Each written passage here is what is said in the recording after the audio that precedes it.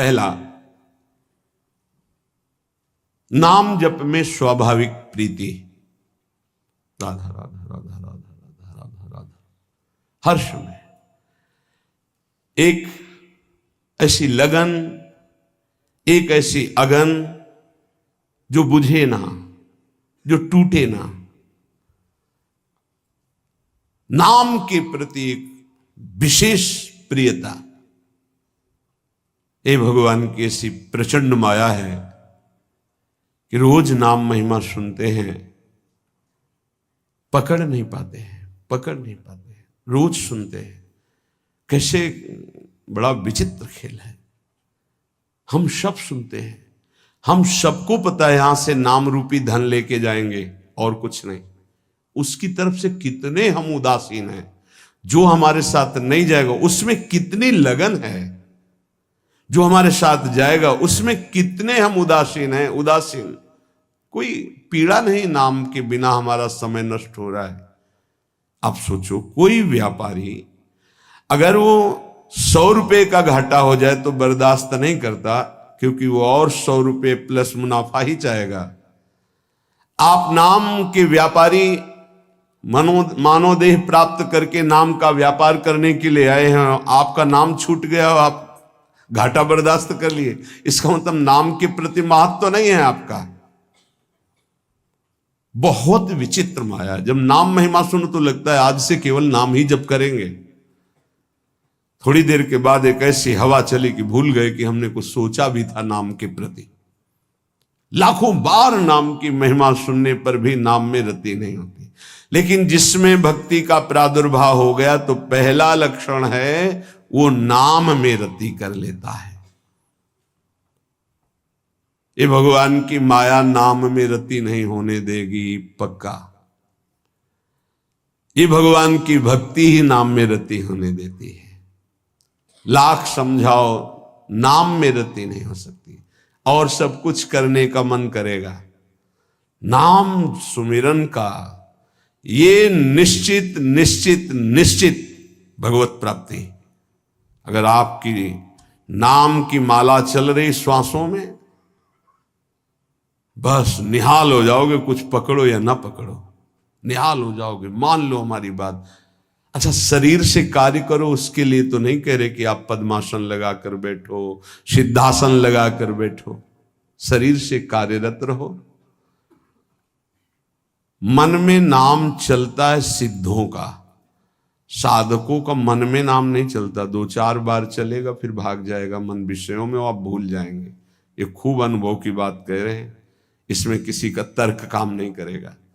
अनुभव के आगे तर्क काम नहीं करता, पढ़ी लिखी बात पे तर्क काम करता है। सामने मनोनुकूल विषय आया, भजन छूट गया। मनोनुकूल शरीर आया, संबंधी आया, पद आया, छूट गया नाम। जबकि त्रिभुवन की राज्य लक्ष्मी देने पर भी आधे पल के लिए जो प्रभु का विस्मरण ना करे उसे भक्त कहते हैं, उसे भागवत कहते हैं, महाभागवत कहते हैं। ये 20 लक्षण में सबसे पहला लक्षण है नाम जपने में रुचि, स्वाद आ जाता है। स्वाद, ऐसा स्वाद आता है कि रातों जग जग करके उपासक नाम जप करता है। भोजन पाने में डरता है, नाम न छूट जाए।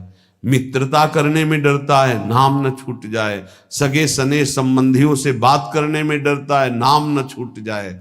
बलिहारी है उसके चरणारविंद की, जो ऐसी नाम में स्वाद वृत्ति आ गई है। ये बड़ी विचित्र माया है। गोस्वामी तुलसीदास जी कह रहे हैं, हे हरि कस न हरहु भ्रम भारी।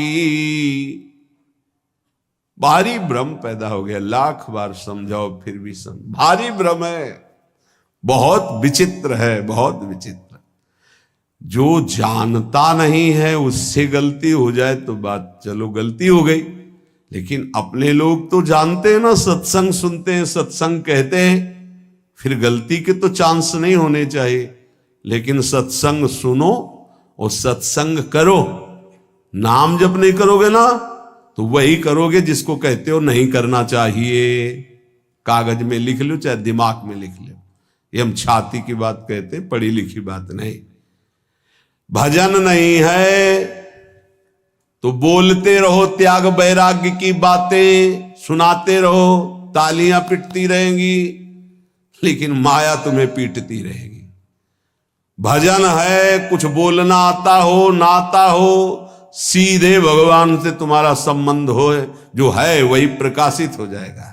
एक अद्भुत आनंद।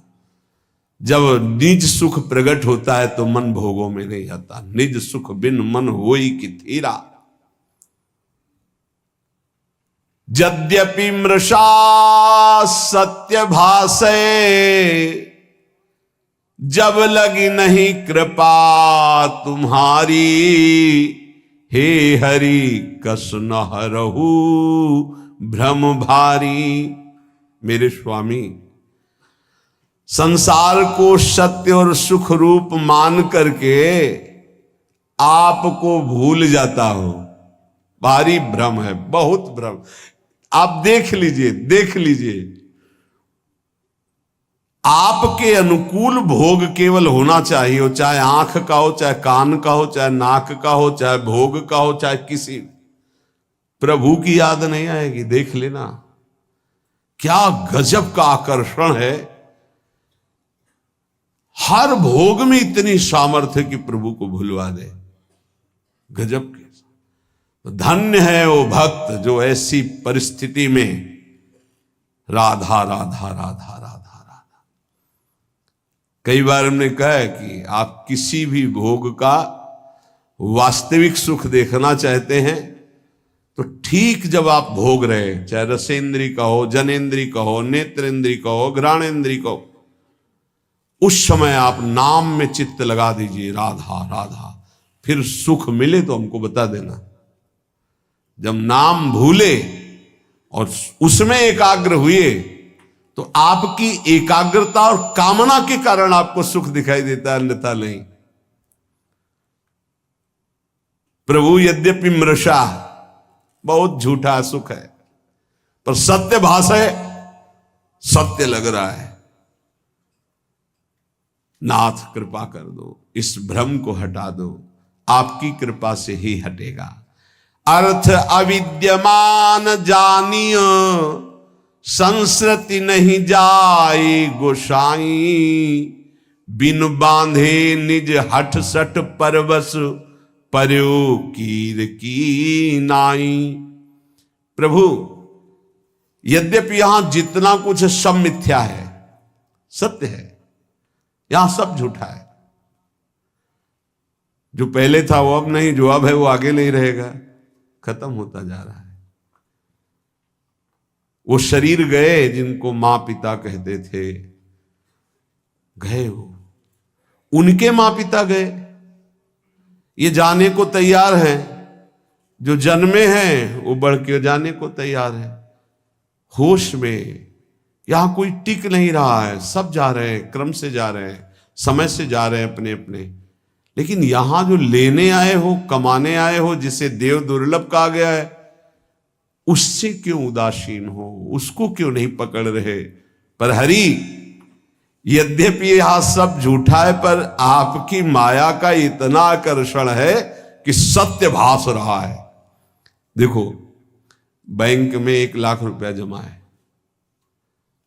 उसका 5 रुपया भी खर्चा नहीं करना है।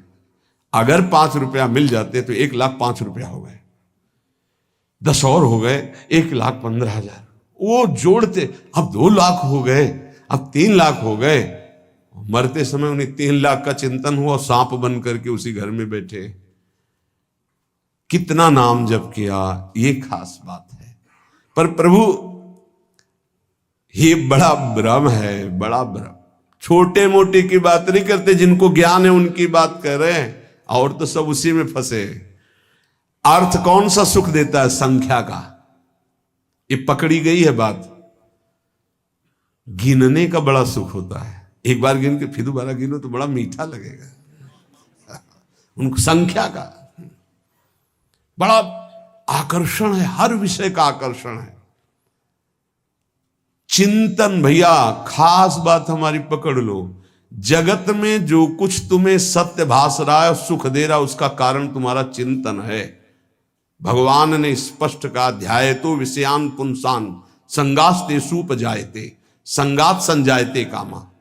खास बात, अगर विषय चिंतन ना हो, धन चिंतन ना हो, भोग चिंतन ना हो, और फिर आपको तो कोई उसका महत्व नहीं। समलोष्टास्म कांचना, जिनका चिंतन भगवान में रहता है तो माटी का ढेला, सोने का और रुपया सब उनके लिए एक समान रहता है, कोई उसका महत्व नहीं रहता।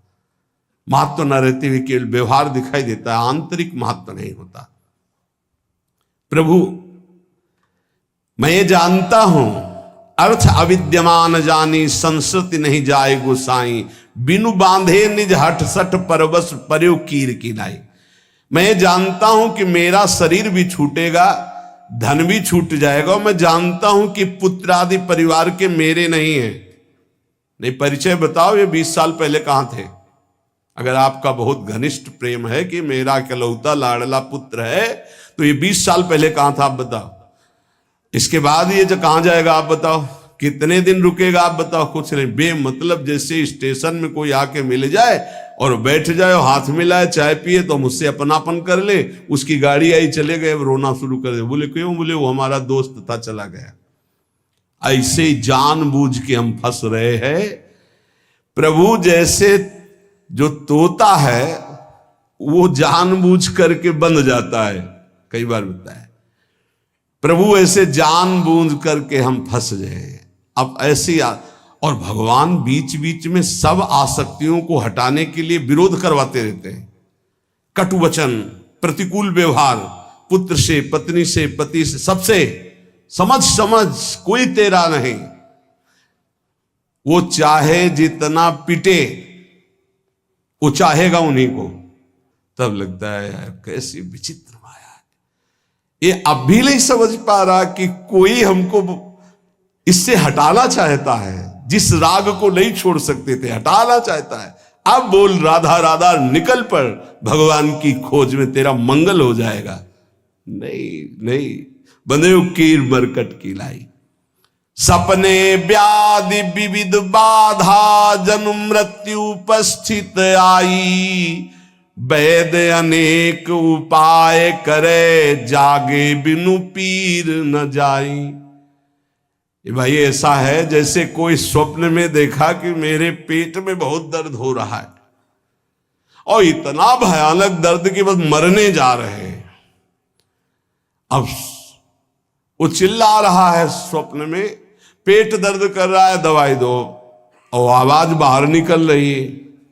अब बाहर से बड़े बड़े वैद्य बुला करके उसको दवाई पेट में लगाई जाए तो क्या उसका दुख दूर होगा? विचार करके बताना।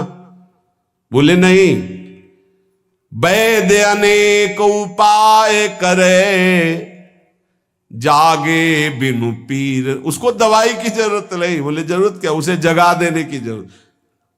अब ना पेट में दर्द है, ना मृत्यु जैसा कष्ट है, कुछ नहीं।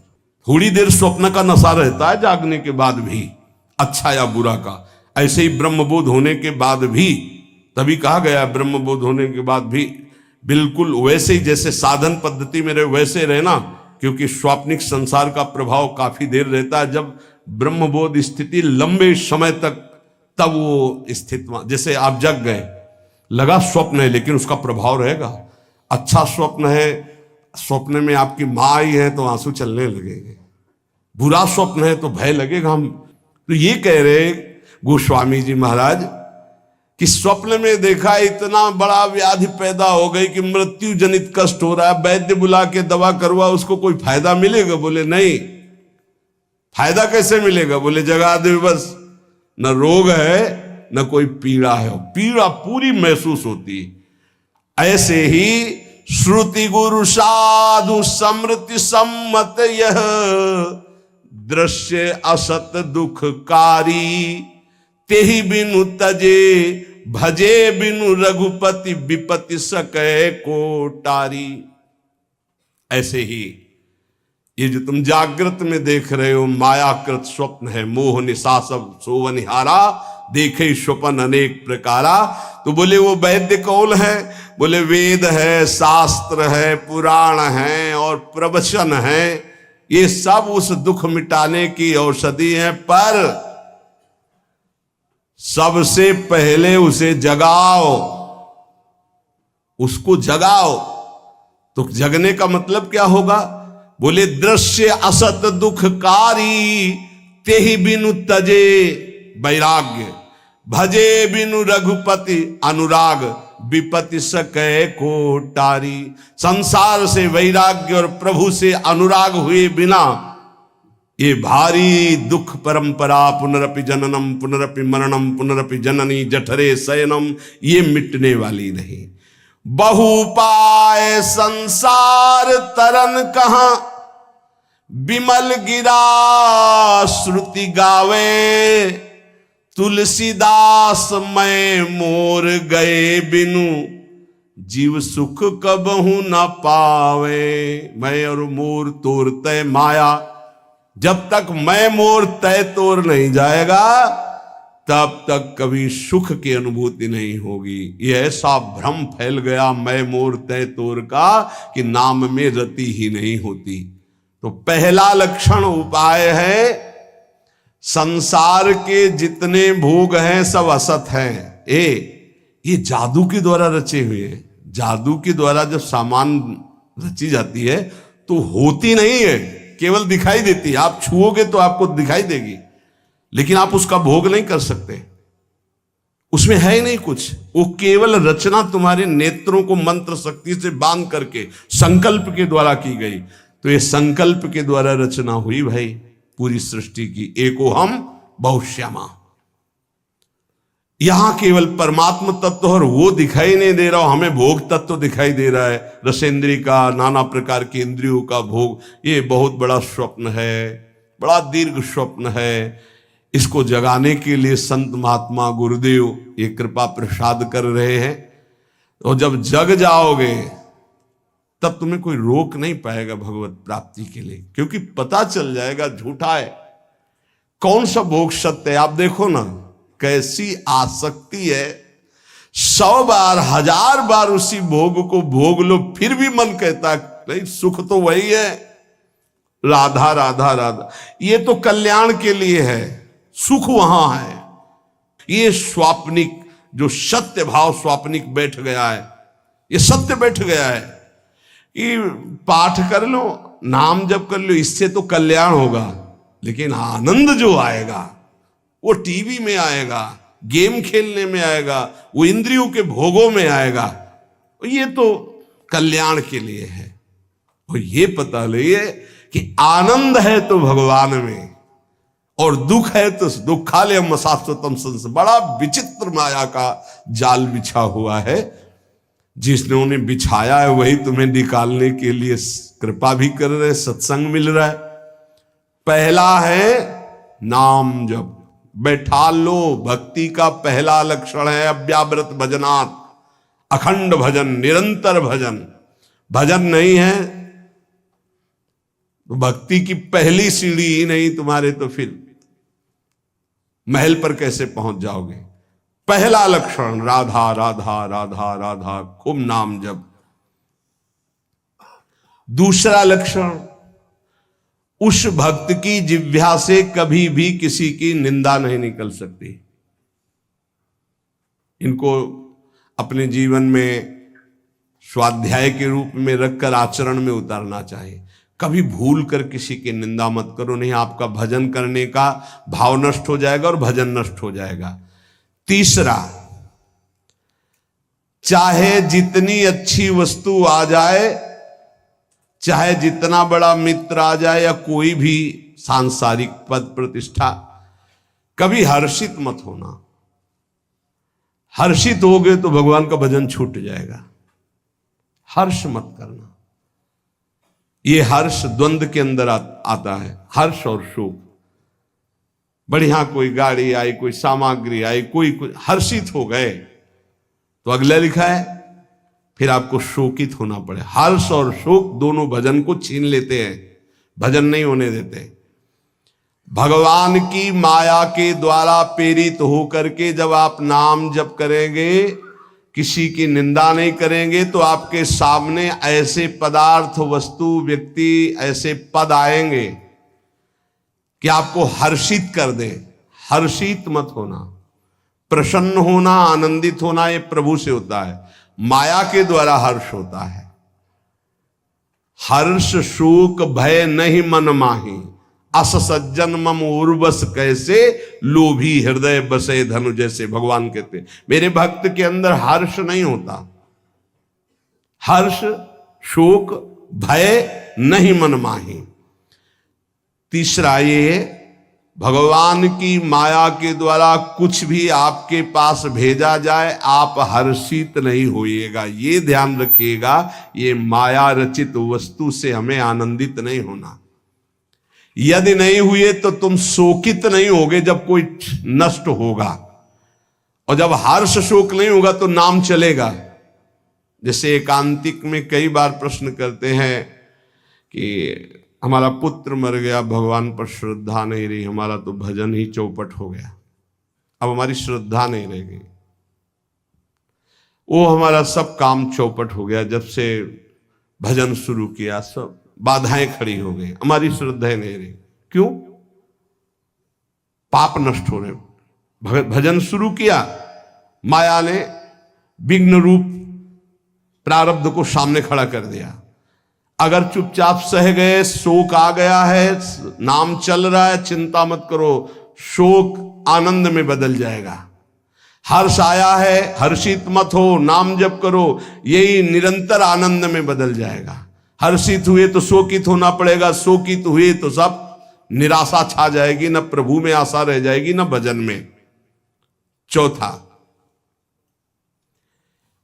यदि कभी तुम्हारे सामने ऐसी परिस्थिति है किसी की कि वो बड़े दुख में है और तुम उसका दुख दूर करने में शरीर से, धन से, वस्तु से सक्षम हो, तो तुम्हें कभी उसकी उपेक्षा नहीं करनी चाहिए। ये बात जरूर ध्यान रखें, इससे बहुत लाभ होता है। किसी के दुख को देख करके उपेक्षा न करें। यदि अपने को अवसर मिला है तो श्री जी का बगीचा है, उसके सामने कोई सावन के समय, हो सकता है 18-20 वर्ष के बाद हो, बाहरी कोई संत भगवान वयोवृद्ध आए थे, तो उसी बगीचे के गेट के पास ऐसे जो परिक्रमा का किनारा है पड़े थे, और बहुत उनको शौच, वो वृद्ध थे, कोई देख रहे। अब कौन यहाँ तो सब परिक्रमा लगा रहे, सब अपने राग रंग में मस्त। सुबह देखा था परिक्रमा करते समय तो सोचा ऐसे ही, फिर भिक्षा को गए तो दोपहर को देखा ऐसे, फिर भी लगा कि आराम कर रहे होंगे। शाम के देखा तो फिर वही, तब लगा शाम के दर्शन करने, तब नजदीक गए तो देखा वो बोल नहीं पा रहे थे। एक मित्र संत जो थोड़ा अर्थ व्यवस्था वाले थे, उनसे प्रार्थना की, रामकृष्ण मिशन में भर्ती हुए। जो 8-10 दिन हो, तो उनका जो दुलार मिल रहा था ना, वो हृदय में जो आनंद प्रकट का, ऐसा लग रहा था मेरे प्रभु स्पर्श कर रहे हैं। हमारे पास सामर्थ्य नहीं है तो शरीर से, व्यवहार से, बुद्धि से, अगर अर्थ व्यवस्था है तो अर्थ भी लगा करके, प्राप्त सेवा का त्याग करने से भजन में हानि हो जाती है। प्राप्त सेवा, अगर कोई पशु पक्षी मनुष्य ऐसा है जिसके सानिध्य को भगवान ने दिलाया, जैसे पूज्य भाई जी श्री हनुमान प्रसाद पोद्दार जी महाराज, एक वयोवृद्ध टीबी के रोग के जिनको घर वालों ने निकाल दिया था, वो ऐसे ही रोड के किनारे, बहुत ही बुरी दशा थी। तो किसी भक्त ने बताया कि ऐसा ऐसा कई दिन से देख रहे हो, बहुत। भाई जी नजदीक गए, उनको उठा के लाए, अपने एक कमरे में रखा, जांच करवाई तो टीबी बहुत बढ़ी हुई थी। अच्छा, ये संक्रामक रोग होता है, जैसे थूक आदि, तो सब वो ऐसे दस्ताने और मास्क लगाकर, भाई जी ऐसे ड्यूटी बंधी कि 2-2 घंटे 3-3 घंटे सब इनकी सेवा में रहेंगे। अपरिचित, रोग ग्रसित, अनाथ, प्राप्त सेवा ये भगवत स्वरूप है। भाई जी से कहा, भाई जी संक्रामक रोग होता है, आप मास्क नहीं लगाए, आप सावधान। बोले देखो आप मरीज की सेवा कर रहे हो, हम भगवान की सेवा कर रहे हैं, हमें कुछ नहीं होने वाला, क्योंकि मैं अपने भगवान की सेवा कर रहा हूं। आप मरीज की आप जरूर पहनिएगा, क्योंकि आप मरीज की कर रहे हैं, हम श्री भगवान की, हमारे श्री भगवान है। बड़े बड़े महापुरुषों से शिक्षा मिलती है, कभी ऐसा अवसर मिले तो जरूर वहां प्रमाद नहीं करना चाहिए कि हमारा क्या नहीं, भगवान उस रूप में आपको कुछ विशेष स्थिति प्रदान करने के लिए सेवा का अवसर दिए। ये चौथा, प्राप्त सेवा का कभी त्याग ना करें। जैसे एक दो बार ऐसा हुआ है कि कई दिन से भूखे हैं बाबा, कहीं मिलेगा क्या, कहीं भोजन की व्यवस्था है क्या? भोजन की कहाँ व्यवस्था है तो मुझे पता नहीं, लेकिन आइए आप, जो कुछ भोग का श्री जी का एक एक लड्डू लगा दिए, मिश्री लगा दिए, ऐसे वो रखा, आप इसे पाइए और अभी हम मांग के लाते हैं। हमारी जितनी सेवा में सामर्थ्य है उतना हम आपको, अगर आपके पास भोजन की व्यवस्था है और कोई दुखी है, भूखा है, प्यासा है, आप दे दीजिए। कोई ठंडी में कांप रहा है, आपको लग रहा है कि इसको जरूरत है, वास्तविक वो निरपेक्ष है, अपना शाल अपना स्वेटर पहन, फिर आप देखिए आपको हृदय में कैसा आनंद, कैसे आपके सुकृत उदय होते हैं। बहुत रहस्य की बात है। प्राप्त सेवा का त्याग करने से श्री जी के भजन में विक्षेप पड़ जाएगा और उपासक का भाव क्षीण हो जाएगा।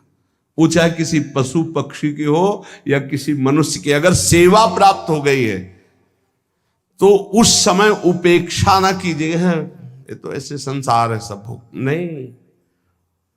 आप पूज्य राधा बाबा के पावन चरित्र में अवध धाम कनक बिहारी जी के दर्शन कर ले, रास्ते में गधे के रूप में, भगवान ही सब रूपों में, तो बहुत ही घाव कौआ ऐसे जिंदा नोच रहे थे। बाबा ने देखा तो सब, और बाबा प्राय मौन रहते थे, अपना अचला उतारा, पूरा उड़ा दिया, और बस एक ऐसे ऐसे मक्खियां उड़ा रहे। भाई जी को चिंता रहा करती थी, क्योंकि बाबा भावावेश में कभी भी कहीं भी खड़े हो गए, कहीं तो पीछे मुड़ के दे, राधा बाबा कहाँ है, पता नहीं कहाँ है।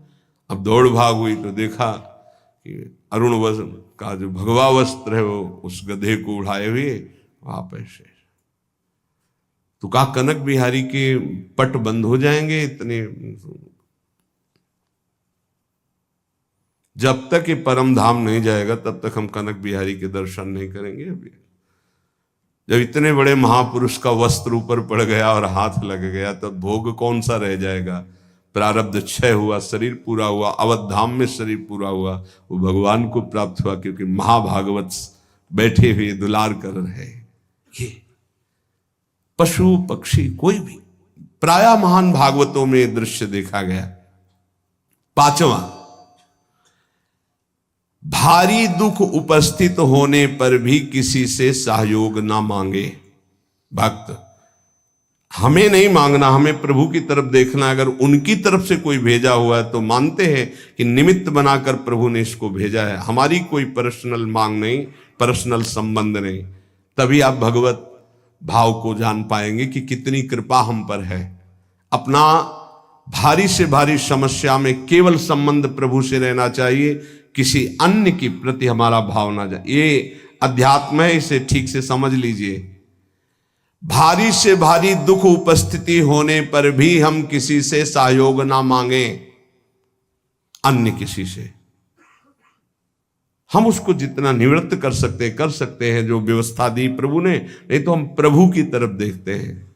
सच्ची मानना, बड़ी से बड़ी व्यवस्था एक क्षण में वो प्रभु कर देते हैं। निमित्त किसी को बना दे, तब आपको लगेगा ये श्री जी के द्वारा किया हुआ विधान है, मेरे द्वारा नहीं। छठा, तुम्हारे पास जो भी वस्तु है, जो भी पद है, जो भी संपत्ति है, वो केवल श्री भगवान के द्वारा दी हुई है, वो श्री भगवान की है, ऐसा भक्त प्रतिपल मानता है। नाथ सकल संपदा तुम्हारी, मैं सेवक समेत सुत नारी।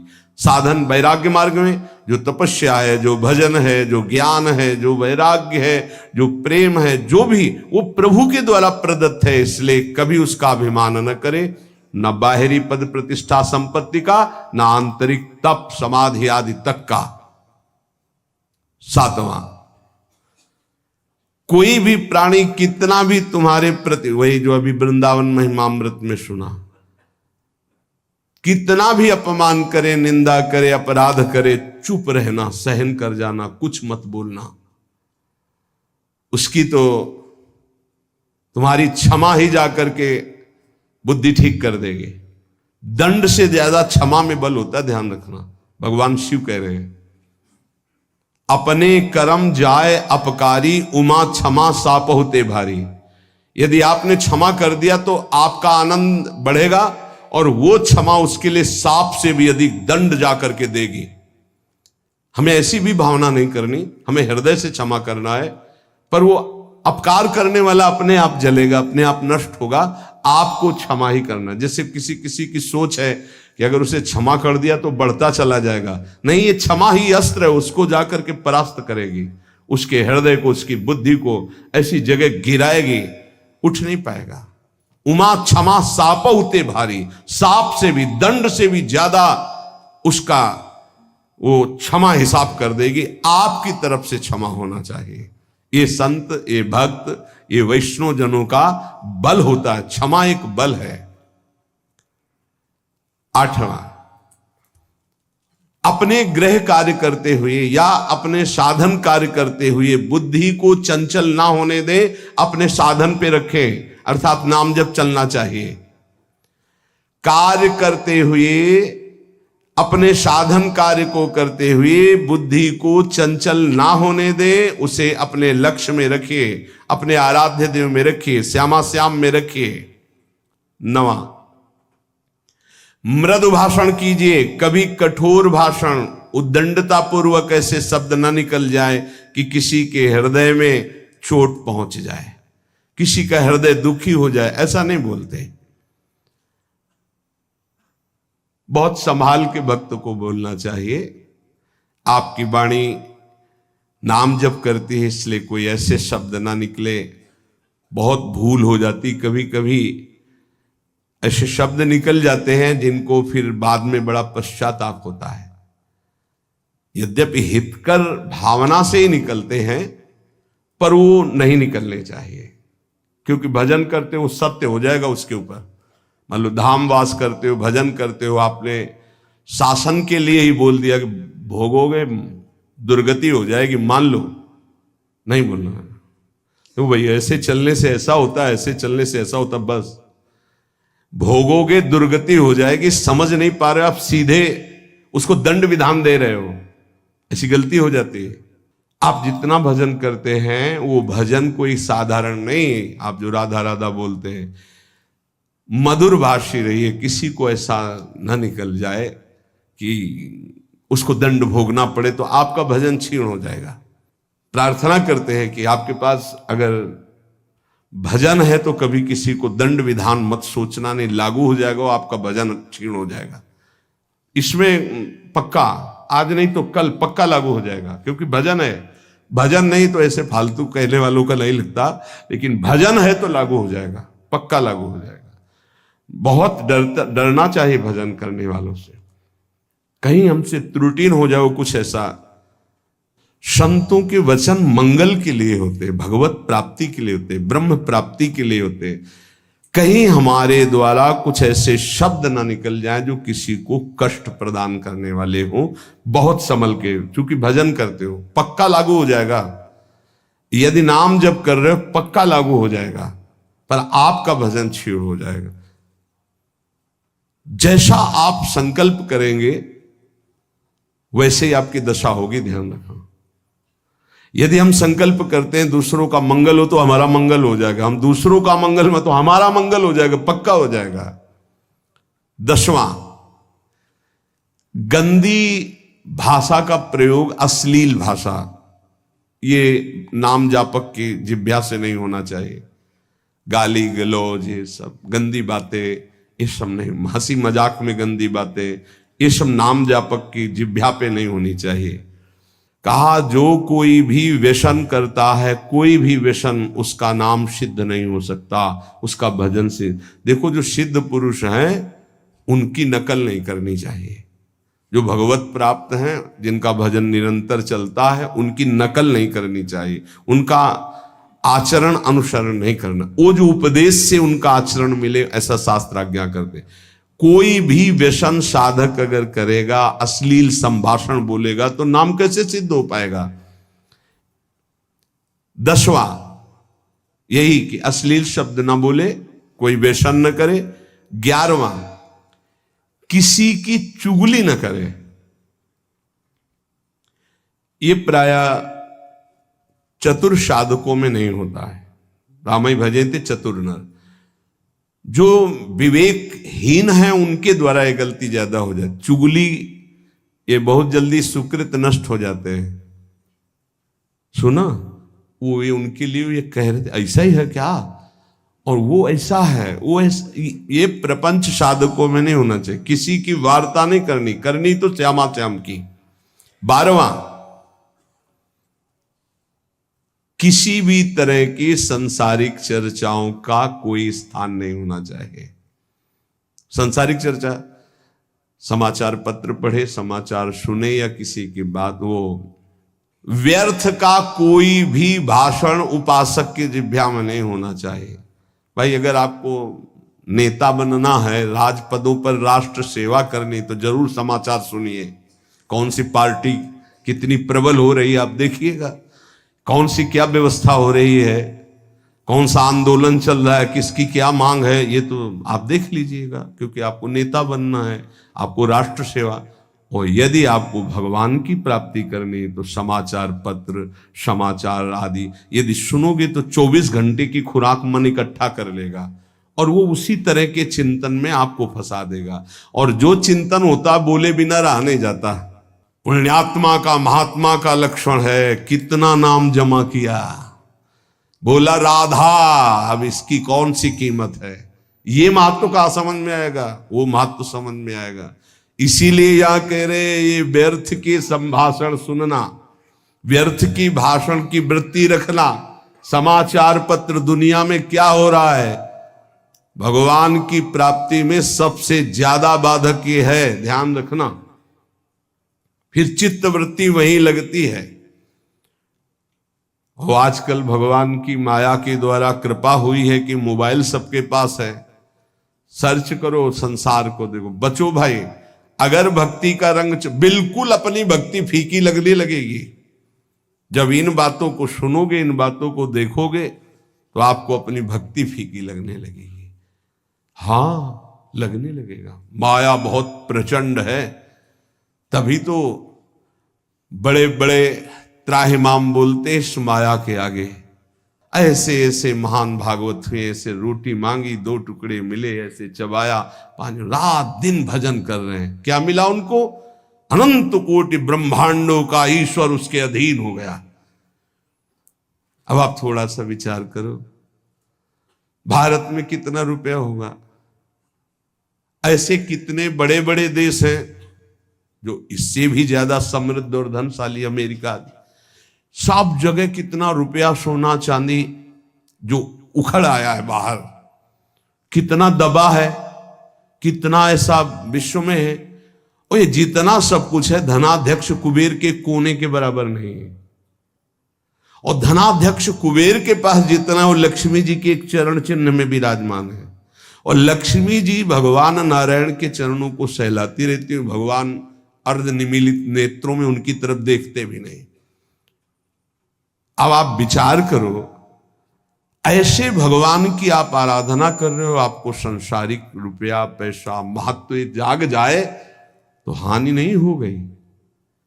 जैसे वमन को देख करके घृणा पैदा होती है, ऐसी बातों को सुन करके घृणा पैदा होना चाहिए। लेकिन संसारिक महत्व जागृत हो जाएगा। उपासक को चाहिए कि ये सब बातें कभी ना सुने, बड़ा प्रभाव होता है।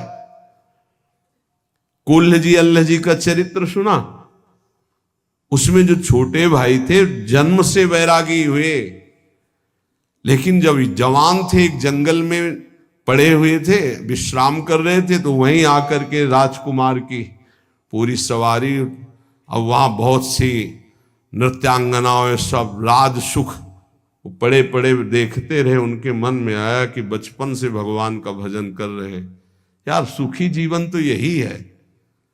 समय समय पर सब सेवाएं अप्सराएं नाच रही, विविध प्रकार के।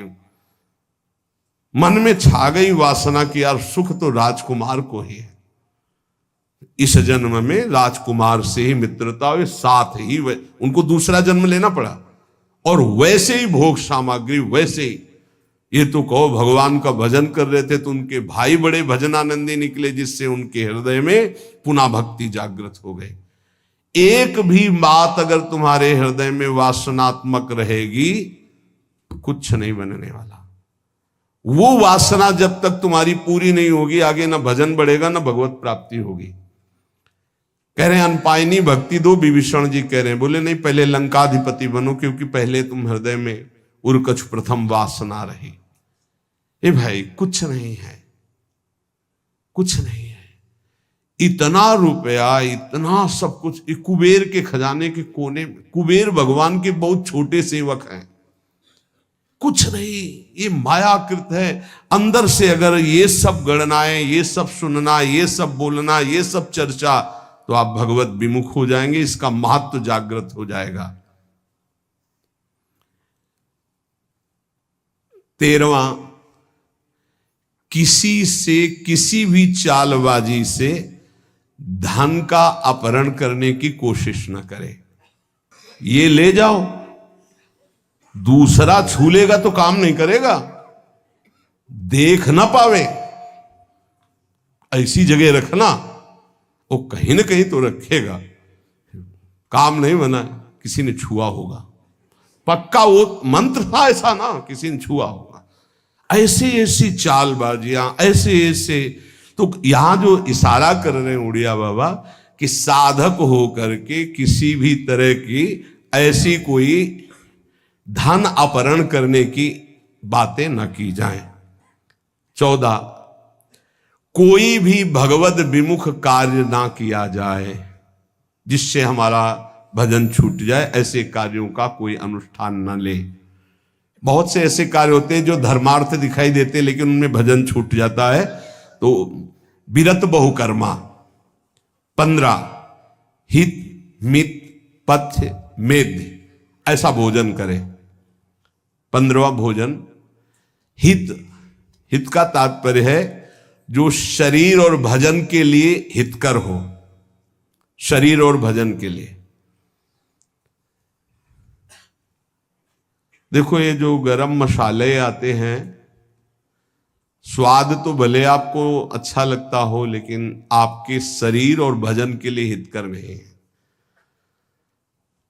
जो जिससे नहीं सब्जियों में डालते हैं, क्योंकि उसमें कुछ ऐसे होते हैं जिनमें वो सब पड़ा होता है, जो निषेध है सात्विक वृत्तियों का, पर बनता स्वादिष्ट उन्हीं से।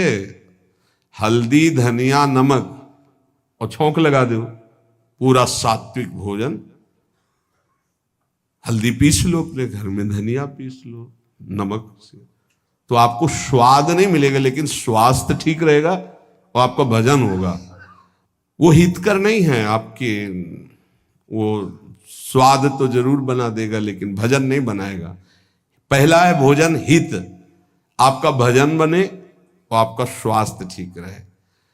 कुछ ऐसी पदार्थ पड़ते हैं जिनसे एसिडिटी बने, जलन पैदा है, खट्टी डका, भजन में मन लगेगा, थोड़ी थोड़ी देर में वो जलन कर। मित, थोड़ा भोजन, थोड़ा बहुत रहस्य है, ये अध्यात्म शक्ति को बढ़ाता है। अधिक भोजन में हमारी अध्यात्म शक्ति पचाने में लग जाती, भजन नहीं होता। भोजन पर बहुत ध्यान देने की बात है। हित और मित, मित माने थोड़ा, अल्पाहार, और पथ्य जो रोग प्रदान करने वाला न हो। जैसे आप बैंगन है, बहुत सी ऐसी बादी का करने वाली वस्तुएं हैं, वो लिप लिप लिप लिप होती, घुइयां कहते हैं, क्या कहते हैं उसे? अरबी तो आप गांव में घुइयां कहते हैं यार, अरबी फारसी वो नहीं होती ऐसे। ये सब चीजें जैसे स्वाद के लिए उड़द की दाल, ये बहुत से ऐसे पदार्थ हैं जो आपको वायु रोग से ग्रसित करेंगे, कब्ज बनाएंगे, भजन में रुचि नहीं होगी। और मेद्य, पवित्र भोजन, भगवत प्रसाद रूप जो प्रभु को अर्पित किया। हित मित पथ्य और मेद्य, बुद्धिवर्धक पवित्र भोजन। हित भजन बढ़ाने वाला, स्वास्थ्य पुष्ट करने वाला। देखो हर चीज सात्विक थोड़ा अधिक होने पर राजसिक हो जाती है और पूरा अधिक होने पर तामसिक हो जाती है। जैसे दूध, दही, घी, खीर आदि, जैसे ये सात्विक है तो कितना, आगे लिखा मित, थोड़ा। सात्विक आहार भी थोड़ा ज्यादा हुआ तो रजोगुणी हो जाएगा, कामादि की इच्छा पैदा कर देगा, और अधिक हो गया तो तमोगुणी, निद्रा, आलस्य, प्रमादोत्थम तत्तामस मुदातम। सात्विक आहार, फिर तामसिक आहार की बात क्या। 16वां, अपने विचार को कभी भी किसी के आगे मत बताओ। जो आपका निरंतर भजन चल रहा है, जो भजन की अनुभूतियां हैं, जो आपकी दिव्यता है, किसी के आगे मत बोलो। 17वां, ये सब आने पर भी गुरु कृपा समझो, कभी अभिमान ना करो। हमारे अंदर जो दिव्यता आ रही है वो गुरु कृपा से आ रही है, साधन तो एक निमित्त मात्र है, कभी अभिमान न करे। 18वां, सदैव चाहे वो कल वैष्णव हुआ हो, ये नहीं देखना कि हम तो 25 वर्ष से वैष्णव, 50 वर्ष से, अगर कल वो दीक्षा ली है, वैष्णव चिन्ह धारण किए हैं, तो हाथ जोड़कर उसको प्रणाम कर। ये शालिग्राम भगवान आज विराजमान किए गए हो या 1000 वर्ष से पूजित आ रहे हो, उसमें कोई अंतर है क्या?